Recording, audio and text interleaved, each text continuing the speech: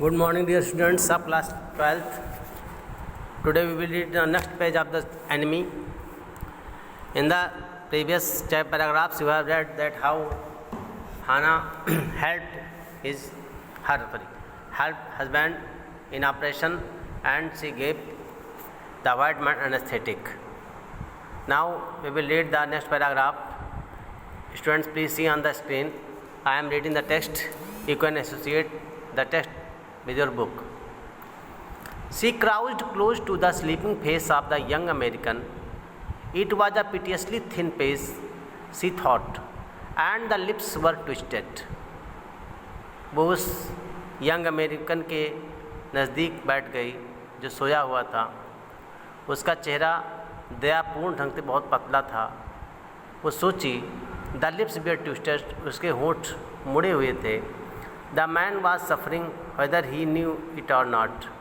इस आदमी को कष्ट उठाना पड़ रहा है, ये जानता भी है या नहीं. वॉचिंग हिम, उसको देखते हुए, she wondered if the stories they had sometimes of the sufferings of the prisoners were true.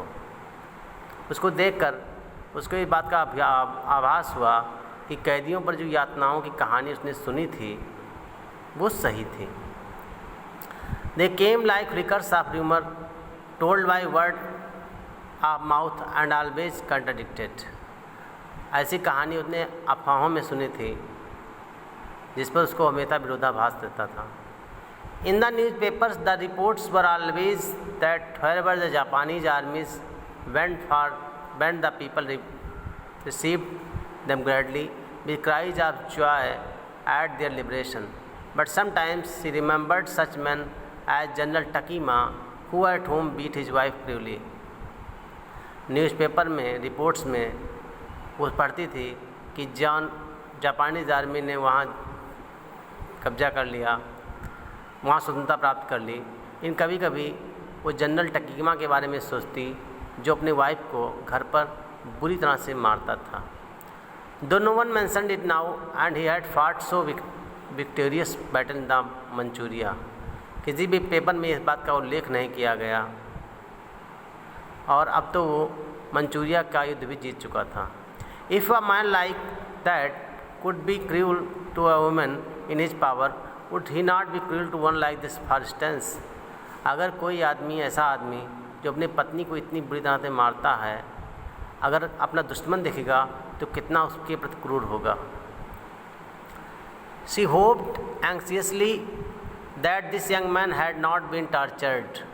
It was at this moment she observed deep red scars on his neck just under the ear. हाना ये सोच ही रही थी कि इस आदमी को torture नहीं किया गया है, तभी उसने उसके गर्दन पर कान के नीचे एक लाल रंग का निशान देखा. Those scars, she murmured, lifting her eyes to Sadao. Sadao की ओर अपनी आंखें उठाते उसने कहा, ये देखो, ये स्कार्स, निशान. But he did not answer. At this moment he felt the tip of his instrument strike against the something hard dangerously near the kidney.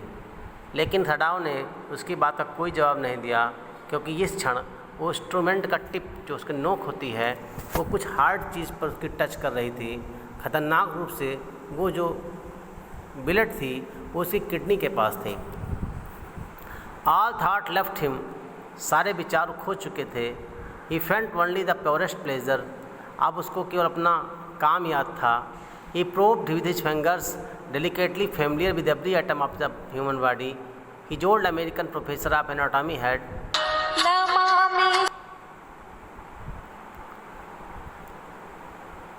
His old American professor of anatomy had been that knowledge, ignorance of the human body is the surgeon's cardinal sin research.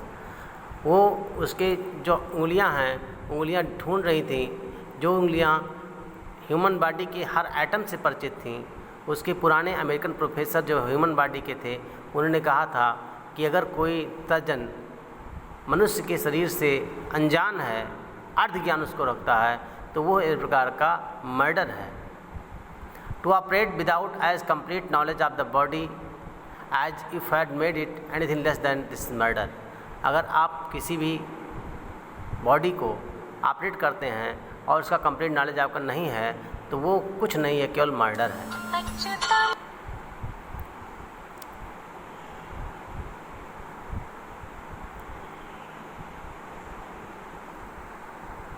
Okay students,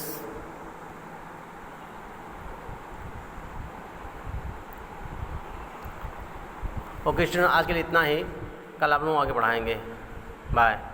इसके जो difficult words हैं इसको लिखिएगा, दोबारा पढ़िएगा इसको आप लोग।